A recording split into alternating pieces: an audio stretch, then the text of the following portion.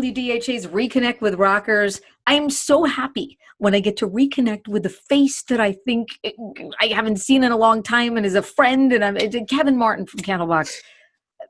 It is so good to see you. It's good to see you.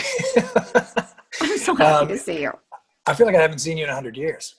You know what? It's been 3.5.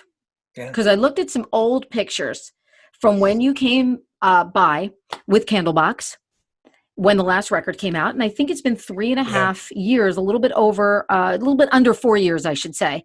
And I feel like I haven't seen you in so long because you're an old friend of WDHA. You're like a brother to us. We have certain artists and certain bands that come by all the time in an album cycle, visit the station. You know where the kitchen is, you know where the studio is, you know where the men's room is. You know, it's sort of like your jam and your gig. And you're one of those guys that has been by with Candlebox way back in the day. I love that when you came by last time, we had a picture of you in front of the debut gold record that we have hanging on our wall. Remember that? Yeah, and Dave Lombardi was there as well. Yeah, so. He was. That was such a great memory. And of course, you've been by with the Gracious Few. Yep. Performing, with that band. So, it's just awesome to see your face. I was so happy. Nice to see you as well. Thank you. I gotta get Kevin on the feature. This is episode 29. Where's Kevin? Where's my brother? So really good to see you. And congrats on a new single. Thank you. Love it. Let Me Down Easy. When I first heard it, here's what I love and respect about you, because we're friends on social media and I follow you, of course, to follow the band. I love that, like, in recent years, you've just kind of been like, this is who I am. This is what we do. And you always seem to have kind of this fearless approach to making music these days. And I love that. This is swampy. It's sexy. It's heavy. It's bluesy. And it's a little bit different than what I've expected from you, which is the last couple records have been like that from you, which I really, really respect. Because it's so hard sometimes when you come out of making a monster machine to be 20 something years later, that free artist, and not try to make that monster machine again. And you've just sort of always kind of done your own thing. Do you feel a lot freer these days? Have you felt a lot freer in recent years? Because it's certainly creatively, I know you are. Oh yeah. I mean, I absolutely. I think that a lot of what changed for me was, the breakup with Maverick Records, going off and doing the High Watts, rekindling the Candlebox brand in 2006, working with other bands like the Gracious Few and Le Projet, and all these types of opportunities I've had over the 29 years now. It's really kind of, it allowed me to have my own voice and allowed me to do what I want to do. I guess I kind of, I always tried to follow in the footsteps of somebody like a Robert Plant or somebody like that, who just kind of had their band, but then went off and did what they wanted to do, how they wanted to do it as well, and released really, magnificent albums. I would like to throw myself in the same boat as Robert Plant, but I'm not the one that's supposed to say that. But I just appreciate that, and I think I've always wanted that. And with this song, the way it came about was I had reconnected with an old friend, Peter Cornell, Chris's older brother. And I said, hey, I'm going to be making a record soon, and I need something that's kind of Rust Never Sleeps, Neil Young, Crazy Horse, dirty, raw. And I said, but I always kind of loved Peter's blues style that he used to do back in the day, remembering what he was creating and, long before his brother. It just, I said, give me something that you think I might be able to use. He sent me this song on acoustic, and it felt exactly how it feels now. So I knew at that point that this was going to be where I wanted to go, and this is how I was going to make this record. I allowed this to be the catalyst, the starting point for the album that I knew Candlebox had to make. And I think we did it. But this was really the first song that I had written in a long time with anybody that I felt really would be a first single. I didn't know that it wasn't going to happen. I finished the vocals on this in January, and the record was supposed to come out last month. So I guess, we released a single last month, and the record should be coming out next month, but it's not going to happen that way. So, unfortunately, I've been sitting on this track for a long time and wanting to put the record out, but this is all we could do. But I'm so happy that the response has been as the way it has with this track. You never know when you go in a different direction what people are going to feel or if they're going to appreciate it. It's just one of those things. It's a crapshoot, and I mean, we're very lucky. People are really appreciating the song. I've seen it as such a creative time for artists too. And I love that you said that. Like, yeah, we were going to put this record out, but obviously that's not going to happen. Everybody is releasing music differently. Some Yeah, bands are doing like, yeah, we've had this album in the can, we want to get it out. Other artists are like, you know what, we want to do it when we can tour.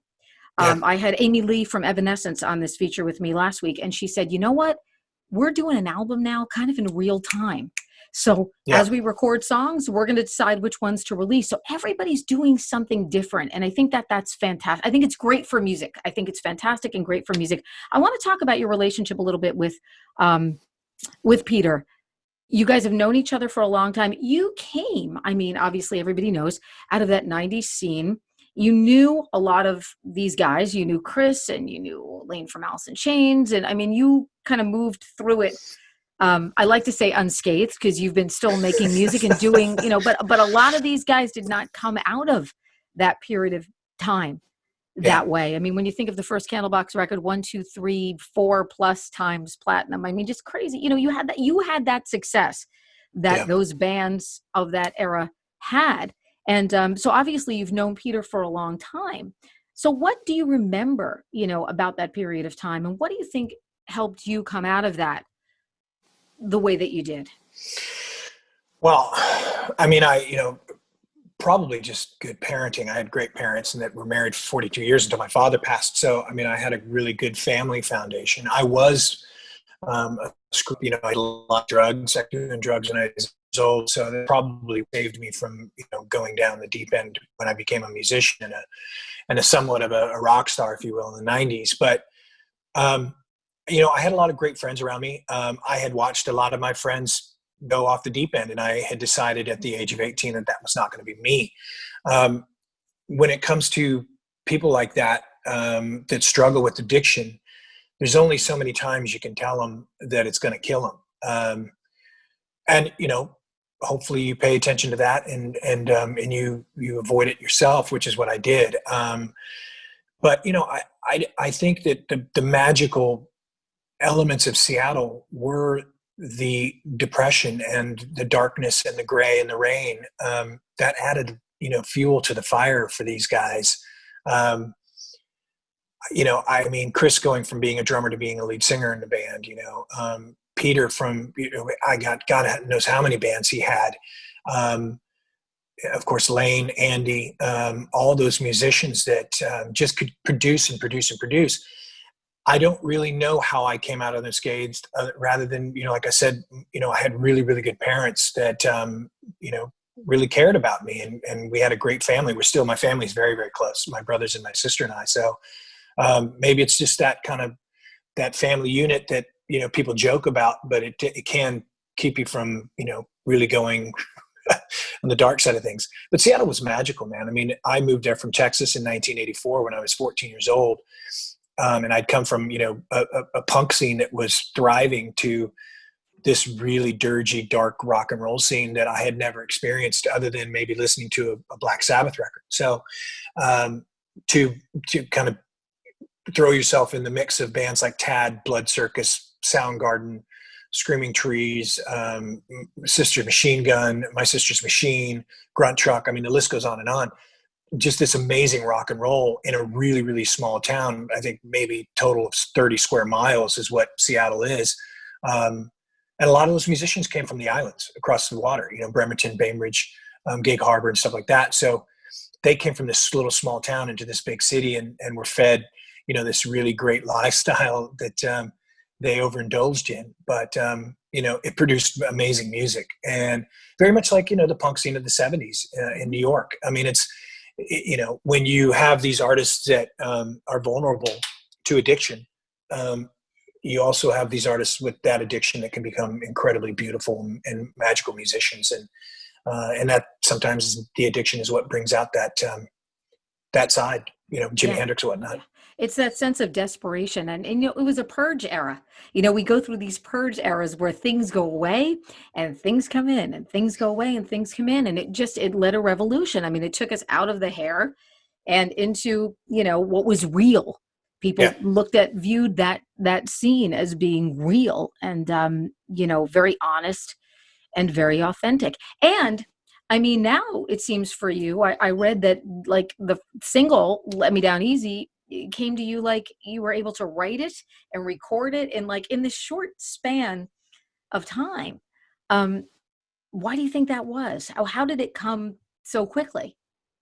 Well, I was just so inspired by the track. When Peter sent it to me, I immediately fell in love with it. I knew exactly how I wanted to go about it. When I write songs or when I produce anything, I always pull from the library, the catalog, the inspirations, and those for me, vary. It's Led Zeppelin to The Who to contemporary bands, Tame Impala and stuff like that. With this track, there's a band that I've loved since their very first album, Black Rebel Motorcycle Club, which I was able to just put myself in the mentality of how would that band approach a track like this. God, I love that band. Yeah, I wanted that. I wanted that drum beat. I wanted that vibe, but I didn't want to take away from the authenticity of Peter's style with that dobro acoustic guitar. So we had to combine the contemporary with the classic, and in doing that, it allowed me to write those lyrics because I immediately thought of Robert Johnson, The Crossroads, and I wanted to tell the story of where rock and roll kind of is. I think not all musicians have the ability to be possessed by music. I find that the majority of it is the great rock bands that you never know if somebody's going to lose their mind and flip off stage at some point. You may see that in a rap kind of environment. You're certainly not going to get in country. And you may see it in pop, but I think the only pop star that would do something like that would be Harry Styles. So, and that's probably why Harry Styles records are the most successful out of all those, boy band musicians. Super creative. I was shocked when I heard, I was like, oh my God, I love this record. And it was like, everyone was like, Terry, you love it. I'm like, I love the record. I don't know anything about his old stuff, but I love, love, love the record. And you're right. I think that feeling, that sense of sort of a reckless abandon, not knowing what was going to happen, not unpredictability. We need that. That's the spirit of rock and roll and of music. And you said about this track, it's sort of a track about sinning, not always being a great person. It's a sinning track. Well, that's what we are. I mean, we're all sinners. There's not a single saint among us. And that's all the way to the Pope. He may consider himself a saint, but he's sinning on a daily basis as well, according to the great book. So I think that if you're trying to live your life, if you're a good Christian, which I'm certainly not. I was raised Roman Catholic. I haven't practiced Catholicism since I was 18 years old, but that's not to say that if somebody has that type of faith in their life, that's a beautiful thing for them. Congratulations. You've got something to hang on to. And some people need that. But the reality is that there's going to come a point when your card is going to be pulled. And there is the hopes that, I would like to, when I die in my sleep. I don't want to have a painful death. I've lost 3 friends to cancer, long terminal cancer diseases that I watched eat them away. And the hope that they had that when they would go into remission and then, a year later, they're gone. I mean, that's a terrible, terrible way to die. And I just don't want that for myself, and if I do get to those pearly gates, if they do exist and I am the sinner that I am now, I certainly am not going to be allowed in because I haven't found redemption in that. So let me down easy. If I've got to go the south, let me down the south the easy way. I love it. I love it. Talk to us a little bit about Peter too. Because I think a lot of people don't know about Peter Cornell. I think a lot of people have seen him recently with Chris's daughter, singing and performing. But Peter is a really, really talented guy. Yeah, he's a few years older than Chris. I think he was maybe 3 or 4 years older than Chris. So he kind of, and the whole family's musical, by the way, the whole Cornell family. It's unbelievable. But Chris was Peter's the first person I saw play, and then I saw Chris with Soundgarden shortly after. He's been making music, I think, since he was like 10, 11 years old. I don't know what his catalog consists of. He's got to have thousands and thousands of songs. Wow. He's always writing. Wow. He sent me 3 other pieces that I'm like, I need to get to Nashville. We need to put these on the record as well. Wow. Wow. But he's incredible talent, but it's the spotlight shines sometimes brighter in other places. I could be standing next to Eddie Vedder and Eddie Vedder gets the spotlight. I mean, there's no real rhyme or reason as to why somebody becomes the star and the other person is in the shadows. It's just the way it is. It's the luck of the draw, if you will. And Peter, continued to make music, even through Chris's success with Soundgarden, and released several albums. Inflatable Soul was one of his greatest bands. But he found his footing later on when he moved to Los Angeles and decided, I'm just going to write songs, but I'm going to live my life in LA and kind of enjoy myself. So I think he got out of music for a long, long time, and I think he and I reconnecting a couple years ago may have been cathartic for him in a way of dealing with things that he may have forgotten about or left behind. And we connected immediately on music and his relationship with his brother, my relationship with his brother, and what Chris had left behind in everyone's souls, which is a really, really big hole. And so maybe the two of us exercised some demons with this song. I haven't listened to Soundgarden since Chris's passing. I still can't do it. I've sung a song, Say Hello to Heaven, but that's about it. I still can't find myself allowing that into my brain right now. It's just kind of, I'm still hiding from it, I suppose. And I know Peter is as well. So maybe we're working our way through that. And if that's what's going to happen with these songs, then I'm happy to do it. Yeah. Yeah. Kindred spirits. Wow. That's pretty intense. That's pretty intense. Yeah. So talk to me about releasing music. How much is done? How are you going to do it? Will we be getting like a single here, a single there? Surprise, surprise, surprise, surprise. Because I know our listeners are going to ask, and it's a lot of Candlebox fans. I wore this. I was, on the air today, and I had this shirt on, and somebody, and I was talking about, I had another artist that was going to be on the air with me, and everybody was like, Candlebox shirt? What, Candlebox shirt? Well, when's Kevin going to be on? I was like, hold your horses. Kevin's coming up on Reconnect with Rockers. I mean, your fans are there, and they want to know what you're doing, and they're super, super loyal. So how are we going to be getting new music? Well, the record's done. It's been done since April. We were hoping to have the record release, obviously in August, like I said. But I think we'll probably do 3 singles by the time the record comes out, which will probably be January. So you'll be getting, you got this song, then the next one, you'll probably get 2 tracks. You'll get some bonus tracks. Also, Candlebox is doing these cover tracks with guest musicians and guest singers and stuff to duet with me. So those may be included in the release next year, because we're going to have about 12 or 13 of them. We did For What It's Worth by Buffalo Springfield, which we really had a blast doing. So I think that the game plan is to release 1, 2, or 3 singles with maybe a bonus track here or there, just for free. And then the record hopefully comes out in January. It's really up to Sony Distribution. That's who our distribution's with, through Pavement Records. So the fingers crossed that they allow us to put this out in January. That's the game plan. That's what we want. But it doesn't mean it's going to happen. It's really in somebody else's corner, and we're fighting for that release, but we don't know. Well, the single is just, it's so great. It's fantastic. It's adventurous. It's heavy. It's, again, bluesy, swampy, sexy, has meaning. And when I hear it, I'm just like, whoa. It literally, when I first listened to it, it blew my doors off. Oh, thank you. I was like, I'm so proud. I'm so proud of Kev. And I love the fact, I just love the fact that you're making the music you want to make. Nobody's influencing you to do X, Y, or Z. You're doing and you've done that for years. And I so respect that about you as an artist. You've always been such an authentic artist. Thank you very much. I appreciate that. And I love you. I love seeing you. I'm so happy that you joined me on Reconnect with Rockers. I can't wait to get more singles. I feel like the more music we get from artists, the more it feeds the soul of the fans. And I think they Yeah. need that now more than ever. We're not Yeah. getting out to live shows. You guys, I mean, look, in recent years, you guys are a touring machine. You go out, you play for the fans, you're a band of the fans, you want to be out there live. I was reading a quote from you. We were like, we want to put the record out, also want to be able to get out and play for people at some point.